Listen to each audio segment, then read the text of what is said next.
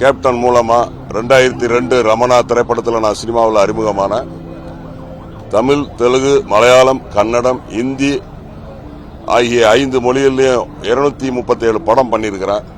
எனக்கு சினிமாவிலும் முகவரி கொடுத்தவர் புரட்சி கலைஞர் கேப்டன். அரசியலிலும் எனக்கு ஒரு முகவரி கொடுத்தவர் புரட்சி கலைஞர் கேப்டன் அவர்கள்.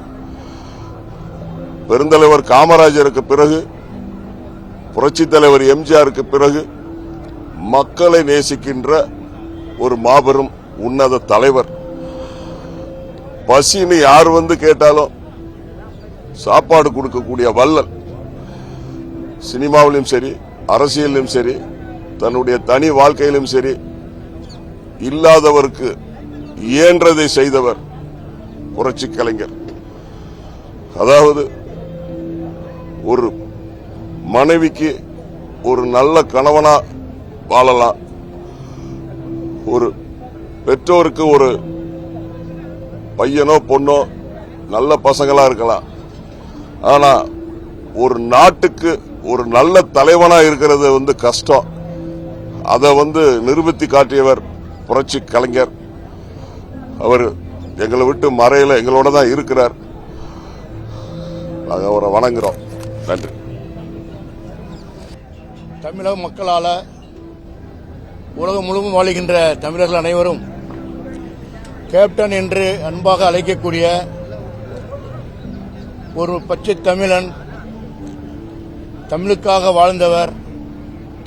அவர் நடித்த அனைத்து படங்களிலும் மக்களை சீர்திருத்தக்கூடிய நல்ல படங்களை நடித்து தமிழகத்தில் இருக்கின்ற கடற்கோடி மக்கள் வரை அவர் மேல் ஒரு அன்பாக வாழ்ந்த அருமையான விஜயகாந்த் அவர்களுடைய மறைவு சமத்துவ மக்கள் கழகத்தின் சார்பாக ஆழ்ந்த இரங்கலை தெரிவித்துக் கொள்கின்றேன்.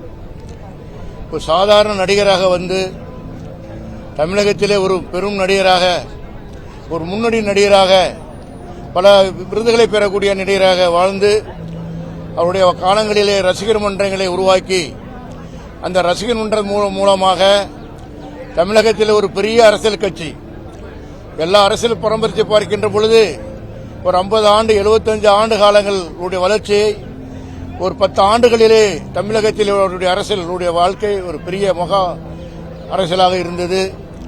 அவர்கள் ஏற்கனவே அந்த மன்றத்தின் மூலமாக ஒரு அரசியல் இயக்கத்தை உருவாக்கி அதன் மூலமாக அவர் சட்டமன்றத்திலே முதல் சட்டமன்ற உறுப்பினராக தேர்ந்தெடுக்கப்பட்டு ஒரு பெருமையை சேர்த்தவர். அது மட்டுமல்லாமல் 2011 அன்று நடந்த தேர்தலிலே தமிழகத்தின் சட்டப்பேரவையில் எதிர்க்கட்சித் தலைவராக அவர் பதவி வகித்தார்கள். அவர் பதவி வகிக்கின்ற பொழுது தமிழை பற்றியும் தமிழ் மக்களை பற்றியும் பேசுவார்கள். ஒரு கலகம் இல்லாத ஒரு தலைவர், ஒரு குறை சொல்ல முடியாத ஒரு தலைவர், ஒரு அரசியலில் இருந்து கொண்டு ஒரு தூய்மையான தலைவரை பார்ப்பதற்கு கடினம். இருந்தாலும் அவருடைய காலங்களிலே நானும் இந்த சட்டப்பேரவையிலே நாங்குநேரி சட்டமன்ற உறுப்பினராக பதவியேற்கின்ற பொழுது அவருடைய பணியாற்றுகின்ற ஒரு பாக்கியத்தை பெற்றேன். ஒரு எளிமையானவர், எப்பொழுதும் கதர் ஆடையும் கதர் சட்டையும் போட்டு எல்லாரிடம் எளிமையாக பழகக்கூடியவர்.